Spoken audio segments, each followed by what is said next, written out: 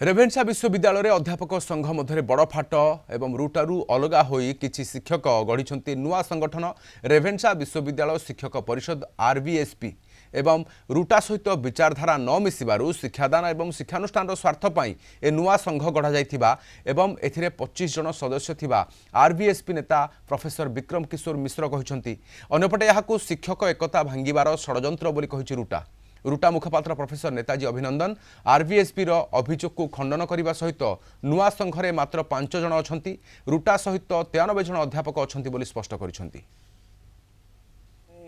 दीर्घ 1.5 वर्ष तुला आम रुटारू बाहरी आसचु आम रुटारे नाहु आमर विचारधारा को लेकिन किसी खाप खाइला नहीं जिते आम विचारधारा जहाँ आम चिंता करुचु सेटा आम रखी पारुले नहीं तो आम पलि आसलु आमर कई शत्रु नहंती आम क्या विरोधाचरण करूना आमर समस्त बंधु जो माने लाइक माइंडेड लोक जो मानकर विचारधारा खाप खाइला नहीं आम लोक माने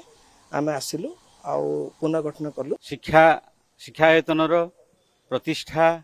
एवं यार प्रसिद्धि पाई आम प्रतिबद्ध अच्छु एवं समस्त समृद्धि एवं विश्व दरबार रे ए जेपरि स्थान पाइब तार वातावरण सृष्टि करिबारे आमे प्रशासक एवं सरकारंकर समस्त कार्यक्रम रे सहयोगिता करिबु।